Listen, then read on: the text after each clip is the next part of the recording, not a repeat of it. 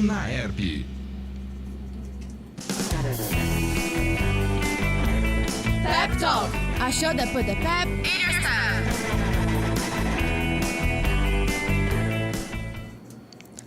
Hey listener, welcome to another episode of Pep Talk, bringing you the latest updates of the week. I'm your host, Helena Fisher. I was born and raised in New York, which is why this podcast is entirely in English. It's the language I learned to think, speak, and question in. Olá, ouvintes! Aqui é Ana Clara Parpinelli, sou nascida e criada em Ribeirão Preto e sou uma das produtoras do Pep Talk. E eu estarei acompanhando a Helena na transmissão. Hoje, o programa está um pouco diferente. Teremos algumas partes especiais em português para você que quer confirmar se está entendendo tudo direitinho ou ouvir no idioma que preferir. Então aproveitem o programa e guarde bem o som da minha voz, porque logo logo eu tô de volta. This Monday, April 21st, the world mourned the passing of Pope Francis at the age of 88. As the first Jesuit and Latin American pope, Francis leaves behind a complex and powerful legacy, one marked by humility, progressivism, and a constant call for social justice in a time of deep global inequalities. His death, coincidentally during Easter week, carries profound symbolism. Easter, a season of resurrection and reflection, now also becomes a moment of farewell. And yet, amidst this spiritual mourning, the machinery of the Vatican turns once again towards the future. Because of this, a century-old tradition has officially begun, the conclave. This secretive gathering of cardinals from around the world will now decide the next spiritual leader of over 1 billion Catholics. As the Sistine Chapel is sealed and ballots are cast, many wonder, will the Church follow the path of renewal laid by Francis, or will it return to a more conservative mold? Several names are emerging as possible successors, many of them notably more traditional than Francis.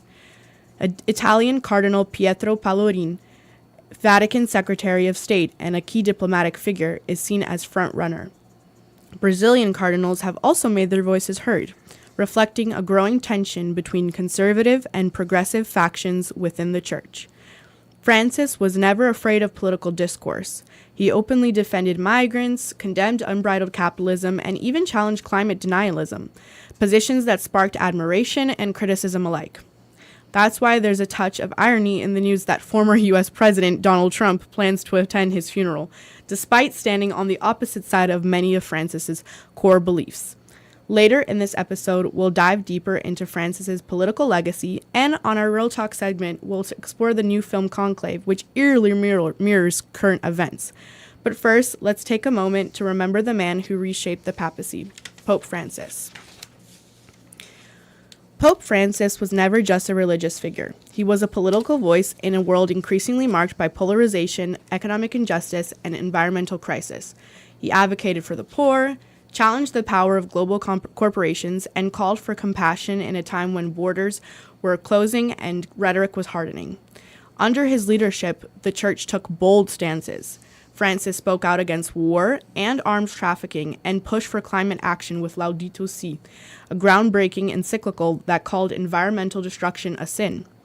He advocated for LGBTQ+ people to be treated with dignity and even suggested that civil unions could be recognized.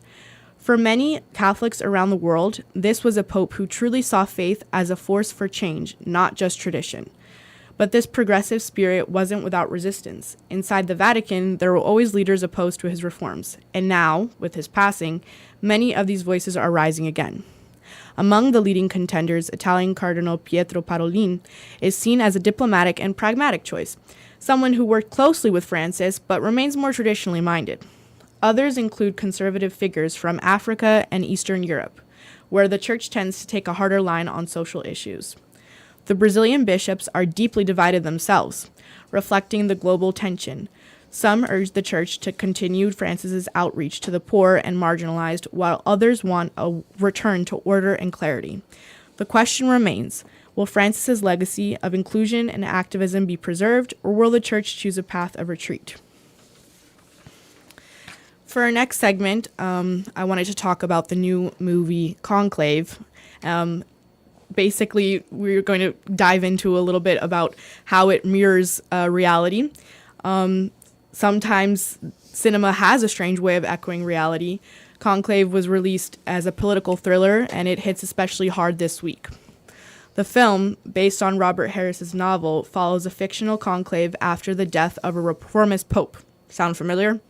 As cardinals gather under the eyes of the world, secrets unravel, alliances shift, and the future of the church hangs in the balance, which reflects exactly what's going to be happening right now, and as we're all waiting for the results of the conclave. In Conclave, the Sistine Chapel becomes a pressure cooker of ideologies, power struggles, and theological debates. While fictional, the movie offers an inside look at just how complex and strategic this decision-making process can be, which is exactly what we pointed out in the last segment, that it's a very political process as well as religious. Watching Conclave today feels less like escapism and more like a lens, one that helps us understand the very real forces at play as the Catholic Church faces yet another turning point. For our next segment, we'll be covering some interesting facts in both Portuguese and English about the Pope. So for those of you who are listening and want to have a little bit of variety between the languages, you'll get some curiosities both in English and Portuguese about the conclave as well and the funeral procedures after a pope dies. So, did you know that the real name of Pope Francis is Jorge Mario Bergoglio? I'm not sure if I pronounced that correctly. Upon being elected pontiff, the Argentine chose his name Francis in honor of Saint Francis of Assisi, the saint known for his simplicity and dedication to the poor. But how is a pope's name chosen? The decision is entirely up to the newly elected pope, made immediately after the election. This tradition dates back to the time of Jesus Christ, who changed the name of the apostle Simon to Peter. Usually, the chosen name pays tribute to previous popes or saints, reflecting the new pope's identification with their teachings or legacy. Oi, pessoal, tô de volta. Agora vamos ouvir essa curiosidade em português? Você sabia? O verdadeiro nome do Papa Francisco é Jorge Mário Bergoglio. Ao ser eleito pontífice, palavra difícil, né? Sim. Ao ser eleito pontífice, o argentino escolheu adotar o nome Francisco em homenagem ao São Francisco de Assis, o santo conhecido por sua simplicidade e dedicação aos pobres. Mas como esse nome é escolhido? A decisão cabe inteiramente ao novo Papa, logo após a sua eleição. Essa tradição remonta aos tempos de Jesus Cristo, que mudou o nome do apóstolo Simão para Pedro. Geralmente, o nome escolhido é uma forma de homenagear santos ou papas anteriores, refletindo a identificação em seus ensinamentos ou legados. But that's not all. Did you know that when a pope dies, the church enters a 9-day mourning period? The funeral is held between the 4th and 6th day and is organized by the Carmelengo, the cardinal treasurer of the Holy See. Currently, this role is held by Irish Cardinal Kevin Farrell. One of the most symbolic rituals is the destruction of the fisherman's ring, made of gold and engraved with an image of St. Peter casting his nets, along with the pope's name. This ring, along with a pendant called bulla, was traditionally used to seal official documents. Both are broken with a hammer to prevent forgeries and to symbolize the end of the Pope's authority. This marks the beginning of the sede vacante, or vacant seat, when leadership of the church temporarily passes to the College of Cardinals. E tem mais, você sabia que quando um papa morre, a igreja entra em um período de luto de 9 dias? O funeral acontece entre o 4º e o 6º dia após o falecimento, sob responsabilidade do Camerlengo, o cardeal tesoureiro da Santa Fé. Atualmente, esse papel é exercido pelo irlandês Kevin Farrell. Um dos rituais mais simbólicos é o da quebra do anel do pescador, feito em ouro com a imagem de São Pedro lançando suas redes e o nome do Papa escrito ao redor. Esse anel, assim como um pendente chamado bula, eram usados para selar documentos oficiais. Ambos são destruídos com um martelo para impedir falsificações e simbolizar o fim da autoridade do Papa. Esse é o momento chamado sede vaticante, ou trono vazio, quando o comando da igreja passa para o colégio dos cardeais. Moreover, did you know that the Vatican follows a strict protocol when a pope passes away, and that the central figure in this process is the Carmelengo, responsible for managing the church during the vacancy? According to the 1996 Apostolic Constitution written by Pope John Paul II, the Pope's death must be officially confirmed in the presence of witnesses, the master of papal liturgical celebrations, senior clergy, and members of the apostolic chamber. The secretary then writes the official death certificate. In the past, when the Pope's death was verified by tapping his forehead with a small silver hammer, a tradition discontinued after 1963. Today, the Carmelengo calls the Pope's baptismal name 3 times. If there is no response, he gently taps his forehead with a symbolic hammer and declares, Vere pape mortus est. The Pope is truly dead. Você sabia que o Vaticano segue um protocolo rigoroso quando o Papa falece? E a figura central nesse processo é o Carmelengo, responsável por administrar a igreja durante o período da vacância. Segundo a Constituição Apostólica de 1996, escrita por João Paulo II, a morte do pontífice precisa ser atestada oficialmente diante de testemunhas, o mestre das celebrações litúrgicas, prelados ao membros da Câmara Apostólica. O secretário redige certidão de óbito. Antigamente, a morte era verificada batendo-se com um pequeno martelo de prata na testa do Papa, um costume abandonado após 1963. Hoje, o Carmelengo chama o nome de batismo do Papa 3 vezes. Sem resposta, toca sua testa com um martelo simbólico e declara Vere Papa Mortus Est. O Papa está morto. Que, particularmente, né? Que coisa mais estranha. É bem específico. Eu imagino como será que eles batiam o martelo na cabeça do Papa. Então, eu penso assim, será que, eu fico com medo e tá delicado, força, né? Assim, então, é isso que eu tô pensando. Agora, pra encerrar esse segmento de curiosidades, né? To wrap up our segment of curiosities, among the many changes introduced by Pope Francis, one of the most striking is how he wishes to be buried. Unlike the traditional 3 coffins, one made of cypress, one of lead, and one of oak, Francis has chosen a single wooden coffin lined with zinc. The use of 3 coffins was meant to create a hermetic seal around the Pope's body and carried symbolic and religious meanings. By simplifying this tradition, Pope Francis reinforces his commitment to humility and simplicity, values that have defined his entire papacy right through to his final farewell. E para encerrar o nosso segmento de curiosidades, entre as mudanças promovidas por Francisco, uma das mais marcantes está no modo como deseja ser sepultado. Diferente da tradição de 3 caixões, um de cipreste, um de chumbo e outro de carvalho, Francisco optou por um único caixão de madeira, revestido com zinco. O uso dos 3 caixões, além de garantir uma vedação simbólica e prática, representava também diferentes significados religiosos e materiais. Ao abrir mão dessa prática, o Papa Francisco reafirma seu compromisso com a simplicidade, que tem marcado todo o seu pontificado, até mesmo no adeus final. Now, we want to take a quick break so we can dive right into the PEP dictionary, where I'll highlight some vocabulary words to help you boost your vocabulary while staying informed.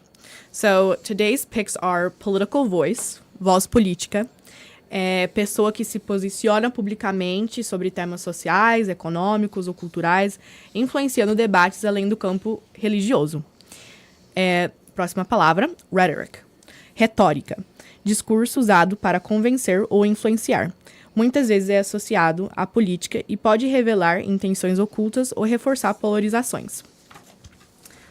A próxima palavra é bold stances, posições ousadas. Atitudes firmes e corajosas, principalmente quando vão contra ideias estabelecidas ou conservadoras. Outreach, ação de aproximação ou trabalho de alcance. Então, são iniciativas que buscam incluir e apoiar grupos marginalizados ou excluídos, promovendo inclusão social. Repete essa palavra pra mim, só pra eu entender como fala. Qual? Outreach? Essa daí, porque eu não consigo nem pronunciar. Outreach.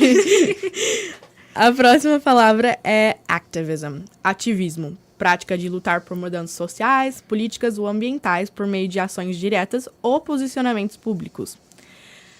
A última palavra é path of retreat, caminho de retrocesso. Abandonar avanços progressistas e retornar a posturas mais conservadoras e restritivas. For our next segment, we're going to talk a little bit about what the death of the Pope during the Easter season means for Catholicism. Easter is, for Christians, the time of resurrection, the most symbolic moment in the liturgical calendar. The death of a religious leader during this period can, and often is, seen as deeply meaningful. Francis also carried important personal symbolism. He was a Jesuit, a defender of ecology, and a critic of the Church's internal power structures. For many, his figure represented an effort toward reform, not only institutionally, but in language, posture, and openness to the modern world. And I actually found that really interesting because in conclave, I remember one of the religious leaders is Italian, and he wanted everyone to speak in Latin. And he was against basically making Catholicism more democratic and speaking in other languages. So that's interesting that Pope Francis was exactly against that, about making it more democratic and making it more accessible.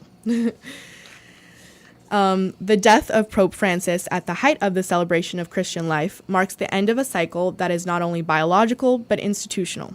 The Church now enters a period of mourning and simultaneously of transition. A new conclave will be convened, and with it, the debate over which direction the Vatican will take. Francis was, until the end, a pope who challenged structures. His death during the Easter season, beyond matters of faith, may serve as yet another sign that his legacy will remain inseparable from a time of great transformation. That wraps up our show for today. I'd like to thank our production team, Ana Clara Parpinelli and Maria Amália Marques.